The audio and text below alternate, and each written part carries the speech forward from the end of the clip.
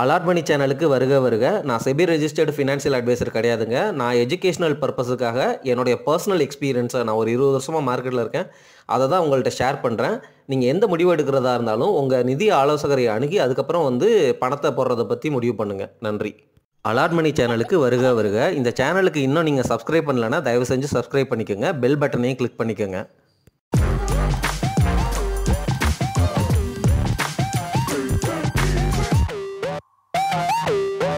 அனைவருக்கும் வணக்கம். இந்த வீடியோ பதிவில் ஸ்டாக் மார்க்கெட் முதலீட்டுக்கு நன்மை பயக்கக்கூடிய சில விஷயங்களை பற்றி பேசலாம். என்னென்ன விஷயங்கள் அப்படின்னா, மொதல் விஷயம் ஆப்பர்ச்சுனிட்டி ஃபண்டு. இதை பற்றி நான் ஆல்ரெடி பேசியிருக்கிறேன். எக்காரணத்தை கொண்டும் நீங்கள் காசு இல்லாமல் ஸ்டாக் மார்க்கெட் முதலீட்டாளராக இருக்கக்கூடாது. மீனிங் உங்கள் போர்ட்ஃபோலியோவில் 1 கோடி ரூபா வச்சுருக்கீங்க அப்படின்னா 10 லட்ச ரூபா நீங்கள் கேஷாகவே வச்சுருக்கணும். கேஷானா சேவிங்ஸ் அக்கௌண்ட்லேயும் வச்சுக்கலாம், ஃபிக்ஸட் டெபாசிட்டில் வச்சுக்கலாம், டெப்டாக வச்சுக்கலாம். உங்களுக்கு 2020 அந்த பாட்டம் ஃபிஷிங் அப்படின்னு இருக்குது பார்த்தீங்களா, அந்த பாட்டமில் மட்டும்தான் இன்வெஸ்ட் பண்ணுறதுக்காக இந்த காசை வச்சுருக்கிறீங்க. எப்பொழுதுமே நீங்கள் கேஷ் வச்சுக்கிட்டே இருக்கணும். 10% கேஷ் வச்சுக்கிட்டே இருக்கணும். பாட்டம் அப்படிங்கிறது இப்போ கரெக்ஷன் நடந்துச்சு 15%. இது பாட்டம் நினச்சி நீங்கள் அந்த 10 லட்சத்தை எடுத்து இதில் முதலீடு பண்ணக்கூடாது. பாட்டம்ங்கிறது ரியல் பாட்டம். சரிங்களா? ரியல் பாட்டம்ங்கிறத நீங்கள் அனுபவத்தில் உணரலாம். உதாரணமாக மார்க்கெட் 30%க்கும் கீழே உடஞ்சி விழுந்துருச்சு. டிசிஎஸ் மாதிரி ஷேர் வெறும் 1500 ரூபாய்க்கு கிடைக்கிது. இந்த மாதிரி தருணங்கள் புரியுதுங்களா? இந்த மாதிரி தருணத்துக்குள்ள மட்டும்தான் நீங்கள் அந்த 10% ஆஃப் த கேஷை நீங்கள் டிப்ளாய் பண்ணணும். அதனால் அந்த 10% கேஷை நீங்கள் டெப்ட் ஃபண்டாக எப்பொழுதும் மெயின்டைன் பண்ணிகிட்டே இருங்க. நீங்கள் நல்ல ஸ்டாக் மார்க்கெட் முதலீட்டாளராக இருந்தால் 10% கேஷில் வச்சுக்கோங்க, 10% கோல்டில் வச்சுக்கோங்க. அதுக்கப்புறம் உங்களுடைய எமர்ஜென்சி ஃபண்டுக்கு அந்த கேஷை தனியாக வச்சுக்கோங்க. உங்கள் ப்ரொடெக்ஷனுக்கு ஹெல்த் இன்சூரன்ஸ், லைஃப் இன்சூரன்ஸ் வச்சுக்கோங்க. இதை நான் எப்பொழுதும் பேசுகிற விஷயங்கள் தான். ஒரு குட்டி கதை சொல்லிடுறேன். ஒரு கொக்கு இருந்துச்சான். அந்த கொக்கு வயலில் அந்த ஓடையில் மீன்கள் நிறையா போயிட்டே இருந்துச்சான். எல்லா கொக்குகளும் வர்ற மீன் ஒவ்வொன்றையும் விடாமல் பிடிச்சி சாப்பிட்டுட்டு இருந்துச்சான். ஆனால் ஒரு கொக்கு மட்டும் வர்ற மீனெல்லாம் விட்டுக்கிட்டே இருந்துச்சான். ஏன் அப்படின்னு கேட்குறப்போ, வர்ற மீனெல்லாம் ரொம்ப ரொம்ப குட்டி குட்டி மீனாக இருக்குது, இந்த குட்டி மீனை நான் சாப்பிடல, பெரிய மீனை சாப்பிட்றேன் அப்படின்னு சொல்லிட்டு அந்த கொக்கு வெயிட் பண்ணிகிட்டு இருந்துச்சான். மற்ற கொக்குகள்லாம் சிரிச்சிட்டு சொன்னிச்சான், இந்த குட்டி மீனை சாப்பிட்டுட்டு பெரிய மீன் வரும்போது அதை எடுத்து சாப்பிட்லாமே அப்படின்னு சொன்னிச்சான். அதுக்கு இந்த கொக்கு சொன்னிச்சான், குட்டி மீனை பிடிக்கிற சமயத்தில், வாயில் நான் சாப்பிட்டுட்டு இருக்கிற சமயத்தில் பெரிய மீன் வந்துச்சுன்னா அது ஈஸியாக நழுவி போயிடும், ஏன்னா அது பெரிய மீன், அதனால் நான் சாப்பிடாமல் இருக்கேன் அப்படின்னு சொன்னிச்சான். இந்த கதையை நான் எதுக்கு சொல்கிறேன் அப்படின்னா, இப்போ இருக்கிற மார்க்கெட் சூழ்நிலையில் நான் உங்ககிட்ட பேசுகிறதுலேருந்து நான் புரிஞ்சுக்கிற விஷயம் என்னென்னா, ஒரு ஸ்டாக்கு, ரொம்ப நல்ல ஸ்டாக்கு, சூப்பரான ஸ்டாக்கு, ப்ளூ சிப் ஸ்டாக்கு விலை கம்மியாக இருக்குது. எதுக்கு கம்மியாக இருக்குது? இந்த புல் மார்க்கெட்டில் 4000 ரூபா போயிருக்கு அப்படின்னா இப்போ 3000 ரூபாய்க்கு வந்திருக்கு. விலை கம்மியாக இருக்குது அப்படிங்கிறது, ஸ்டாக் ப்ரைஸ் 1000 ரூபாய் குறைஞ்சதுனால அது விலை கம்மி அப்படிங்கிறது நம்ம எல்லாத்துக்கும் தெரியும். புரியுதுங்களா? விலை கம்மினா 1000 ரூபாய் குறைஞ்சிருச்சு அப்படிங்கிறதுனால, விலையில் கம்மியாக இருக்குது அப்படிங்கிறதுனால அந்த ஸ்டாக்கு வேல்யூபிள் ஸ்டாக்குன்னு கிடையாது. அந்த ஸ்டாக்கினுடைய இபிஎஸ், அதனுடைய பிபிஐ ரேஷியோலாம் நம்ம செக் பண்ணுறோம். சரிங்களா? இப்போ நான் சொல்ல வர்ற பாயிண்ட்டு, இந்த ஸ்டாக் இருக்குது பார்த்தீங்களா, 1000 ரூபாய் குறைஞ்சதுனால அது விலை குறையலை, வேல்யூவேஷனில் நல்லாவே குறைஞ்சிருச்சு அப்படின்னு நான் சொல்கிறேன். புரியுதுங்களா? அதாவது ஒரு நல்ல ப்ளூ சிப் கம்பெனி உங்களுக்கு வேல்யூவேஷன் ஜோனில் இருக்குது. பியில் 20 PE கிட்ட டச் ஆயிடுச்சு. இப்போ வாரன் பஃபெட்டினுடைய ரூல் பிரகாரம் இது ஃபேர் ப்ரைஸில் இருக்குது. நீங்கள் தாராளமாக இந்த ஸ்டாக்கில் என்டர் ஆகலாம். ஆனால் நம்ம எல்லாரும் என்ன பண்ணுறோம் அப்படின்னா, இந்த ஸ்டாக்கு திருப்பி மார்க்கெட் எந்திரிக்கும் பொழுது உங்களுக்கு எந்த மாதிரி ரிட்டர்னை கொடுக்கறதுக்கு வாய்ப்பு இருக்குது அப்படின்னு நீங்கள் அனலைஸ் பண்ணணும்.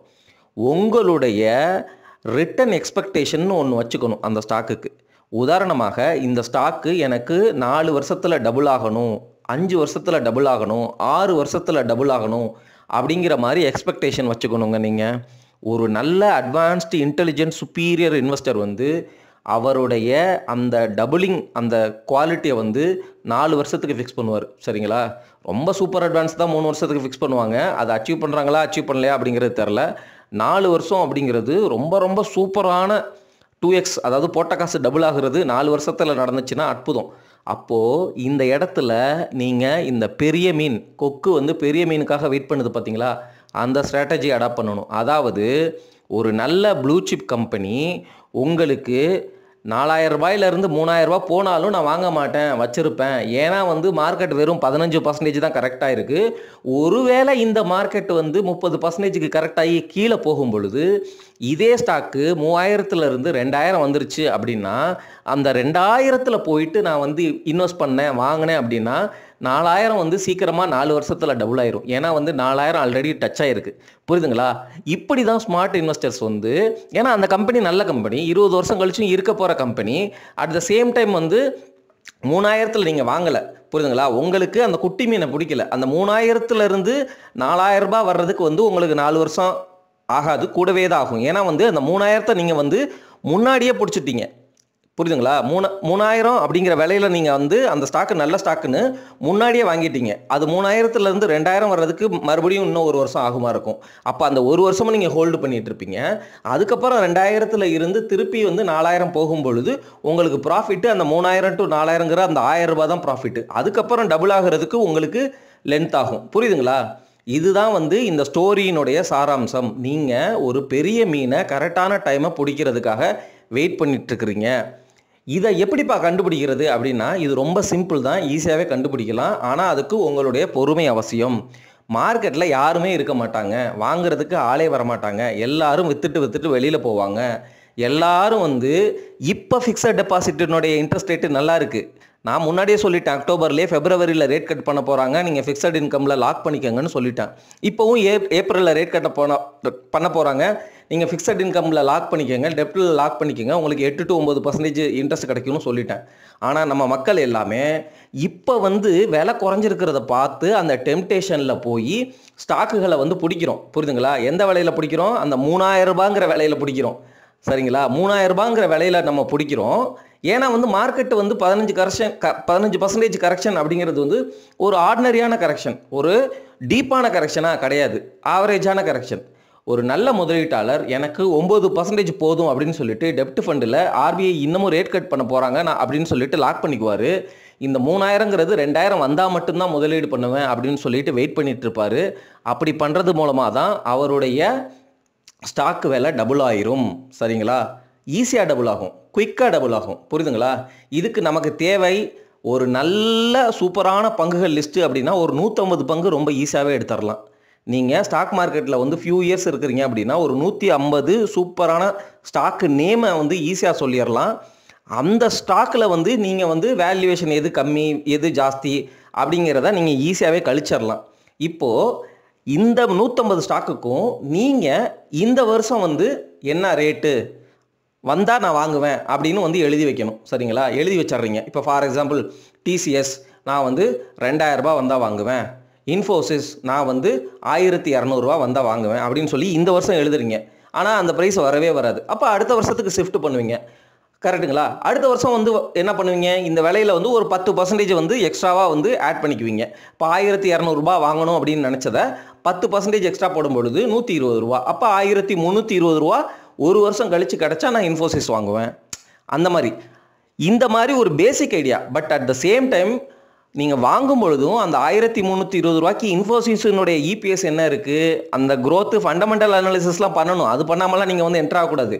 உங்களுக்கு ஒரு ஐடியாவுக்காக சொல்கிறேன், இந்த மாதிரி வாங்குங்க. அதுக்கப்புறம் வந்து அந்த ஸ்டாக்கு டபுள் ஆகிறதுக்குன்னு ஒரு பீரியட் வச்சுருக்கீங்களா, 4 வருஷத்தில் டபுள் ஆயிடுச்சு.